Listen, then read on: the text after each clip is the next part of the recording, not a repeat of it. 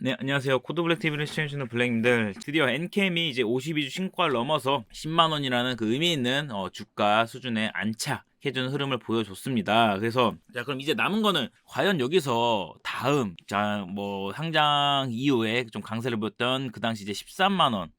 이 13만 원이라는 이 역사적 신고가를 돌파해줄 가능성이 있을까에 대해서 알아보도록 할 텐데, 우선 여기서 여러분께서 좀 아셔야 될 게, 지금 아무래도 엔캠 최근에 또 핫하니까 우후죽순 어떻게 보면은 조회수를 위해서라든지 그동안 커버를 안 했음에도 최근 강세를 통해서 단순하게 좀 그 최근 시장의 주목에 좀 힘입어서 가고자 편승하고자 하는 그런 부분이 있는데, 여러분 뭐 거기서 무슨 뭐 비공개 정보를 준다 이런 거 없습니다. 있으면 자기들이 했지 왜 그거를 준다고 하면서 여러분의 번호를 받으려고 할까요? 그런 거 아닙니다. 여기서는 여러분이 구독과 좋아요만 눌러주시면 되니까요. 참고해주시면 될 것 같고, 굳이 뭐 그런 게 있다라고 한들 그냥 소통방 이런 거 통해서 진행하면 되는 건데, 여러분이 뭐 이런 비공개 정보가 있다 뭐 이러면서 엔캠이 뭐 이걸 알아야 된다 그런 부분 말고 제 영상 보시면은, 엔캠은 제가 오래전부터 커버해 나갔기 때문에 그런 부분 보시면서 지금 팩트체크 해주시면 되니까 참고해주시면 될 것 같고요. 자, 엔캠 전에 국내 1위 이런 부분 좀 참고해주시면 될 것 같고, 자 그러면은 이제 엔캠을 제가 이제 앞으로는 이제 추세라든지 이런 부분은 크게 문제는 없어요. 그래서 다음에도 내용 안내 드리면서 차트 통해서 말씀드릴 텐데, 일단 뭐 전해액과 분리망,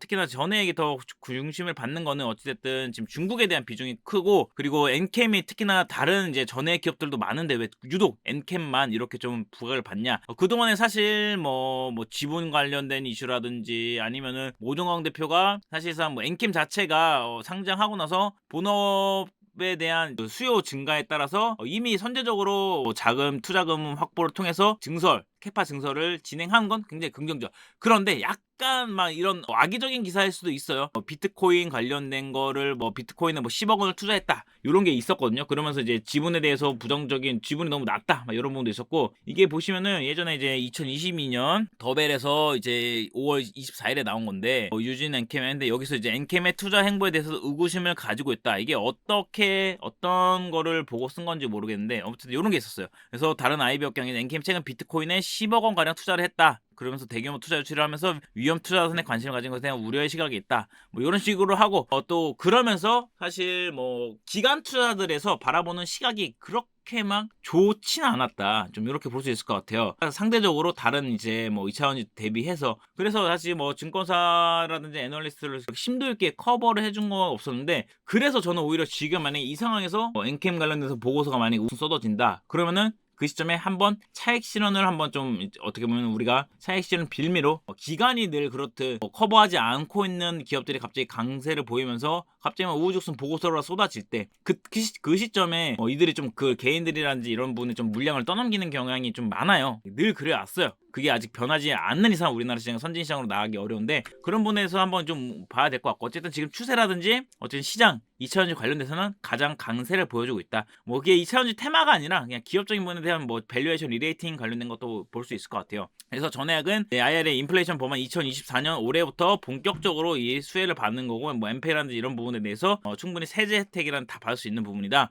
특히나 현지 생산이 가능한 유일한 국내 기업이다. 현재 바로 가능한 거. 그리고 진입 장벽이 높고, 그렇기 때문에 그런 부분에 대해서 경쟁업체가 쉽게 진입을 못합니다. 그런 부분이 또 장점 중 하나예요. 전액이 들어가는 게 물론 뭐 배터리 관련해서 원가에서는 물론 단연코 양극재가 앞서놓고 있지만, 이 리튬 그 전액이 13%에서 한 15% 정도 차지한다고 볼 수 있을 것 같은데, 근데 여기서 기술 발전을 통해서 봐야 될 거는 뭐냐? 역시나 차세대 배터리. 차세대 배터리에 대해서 이제 양극재에 대한 기술 발전은 거진 왔다. 그래서 LFP 양극재 이런 거에 대해서는 좀 향후 봐야 될 것 같은데, 차세대 배터리에서 안정성, 주행거리, 배터리 효율 향상 부분에 대해서는 이 전해액에 대한 기술 발전이 굉장히 필요해요. 그래서 이 전해액에 대한 기술 발전을 미리 엔캠은 좀 진행되고 있다라는 부분이 아무래도 지금 조금 더 중심을 잡고 가고 있는 부분이 아닐까, 이렇게 좀 될 수 판단이 되고요. 그래서 북미 쪽은 공급망 완전 재편해야 되는 상황에 대해서도 엔캠이 단연코 그 수혜를 받을 수 있는 가장 그런 부분이다. 그래서 전해액은 제가 뭐 이전에 한번 전체 총괄적으로 안내 드릴 때 말씀드렸는데, 양극과 음극사에서 리튬이온이 이루어하는 통로 역할을 하는 배터리입니다. 그래서 4대 핵심 수 중 하나로 배터리 원가의 13에서 15% 정도 차지하고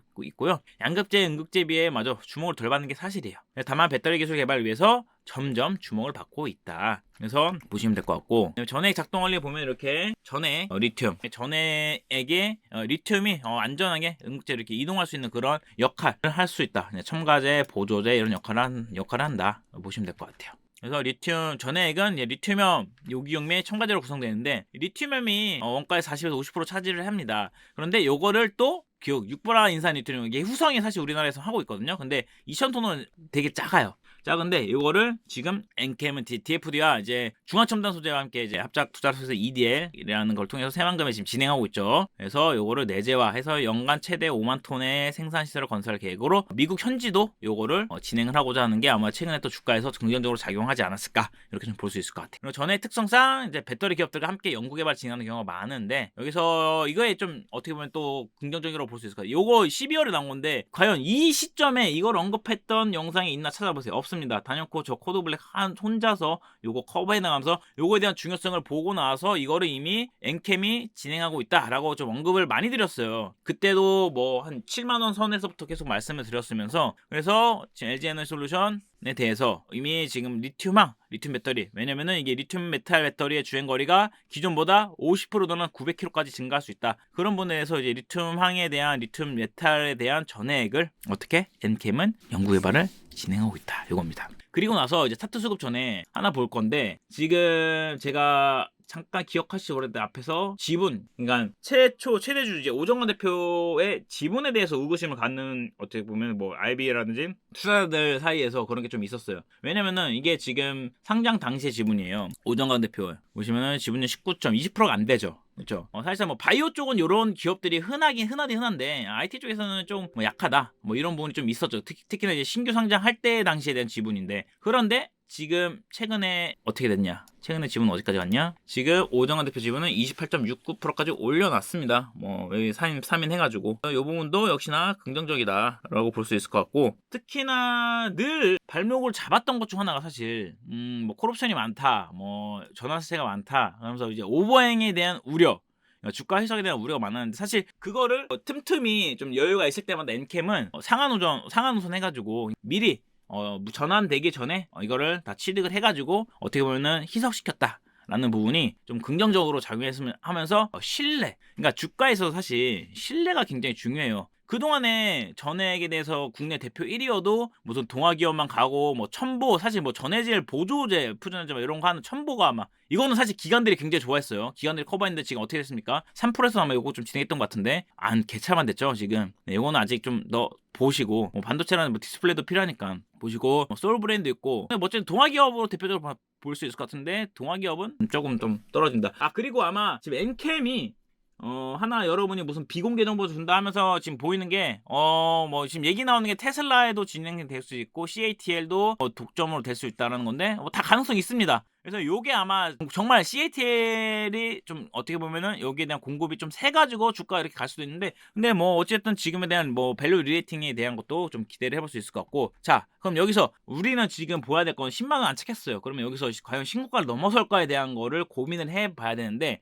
일단 제가 오버행에 대해서 아직도 전환사채에 대해서 전환대 물량이 굉장히 많다라고 말씀을 드렸어요. 심지어 작년에 또 추가적인 투자를 위해서 시비 발행을 했고요. 그래서 그걸 한번 확인해 보자고요. 과연 어느 정도인지. 여기서 여러분이 분기보고서 들어가서 되고, 그래서 사업보고서 들어가도 되는데, 최근 걸 보면은 분기보고 3분기 분기보고서 하면 전환사채 재무제표 주석에 전환사채 이렇게 치면은 전환사채 잔여 물량이 나와요. 그래서 아직까지도 요렇게 조금 많이 좀 진행이 되고 있는 부분이 보이시죠? 그래서 7회차, 그 다음에 8회차. 근데 요 표면이자율까지 나옵니다. 표면이자율이 나오는데, 여기서 11회차부터 23년, 그냥 작년에 발행한 거는 만기 이자가 0%예요. 그러니까 어떻게 보면 이들 여기에 엔캠에 투자를 한 것도, 엔캠의 투자 자금을 조달해서 지원을 해주는 것도 만기 이자를 받을 거 아니고 나는 주가에 대해서 더 상승할 거를 고려해서 진행을 한 거다라고 좀 긍정적으로 좀 볼 수가 있겠죠. 그래서 어쨌든 이렇게 5월이니까 1년 있다가 이제 조금씩 풀릴 수 있으니까, 또 지금 요거는 당장 풀릴 건 아니어도 구매 체크를 해봐야 될 거 있고, 얼마 남지 않은 물량 요거 조금씩 소화되고 있는데, 이제 7회차, 8회차, 9회차께 내년에 이제 만기가 도래해 주고 있어요.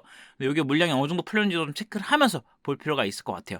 그래서 전환사채 부분에 대해서도 이렇게 좀 아직까지 진행되고 있는 부분이 있으니까, 보시면은 조정 전환 26,000원짜리예요. 그 다음에 8회차가 28,000원짜리고 9회차도 동일한 거고 28,500원으로. 그래서 만기 보장 수익률 4%짜리고 이렇게 보시면 될 것 같고, 지금 잔여 물량이라든지 이런 부분 좀 체크를 해서 11회차 이런 거는 아직 한참 더 주가가 높으니까 여기서 추가 상승에 대해서도 볼 수 있을 것 같아요. 그래서 어쨌든 지금 도래된 만기가 임박한 전환사채 물량을 체크해 볼 필요가 있다. 어쨌든 어제 지금 거래가 빠진 게 없어요. 그래서 추세가 굉장히 좋고, 주봉상으로 봤을 때는 상장 당시에 이제 엄청난 핫했을 때 13만 원 돌파했던 구간입니다. 이미 여기 10만 원대까지는 돌파를 했어요. 50일 신고가 돌파를 했고 나서 10만 원 안착. 그러니까 주봉상으로도 여기 이제 10만 원에 대한 지지를 한번 좀 체크를 하면서 갈 필요가 있을 것 같아요. 10만 원 지지 받고 이 12만 원. 과연 이전에 1월 달에 형성된 요거를 다시 소화를 해서 가느냐에 대해서도 필요할 것 같은데, 지금 물량 빠진 게 없고 5일선도 딱 10만 원이니까 지지를 받을 때 10만 원 선이고, 현재 수급 빠진 게 없으니까 일단 추세를 더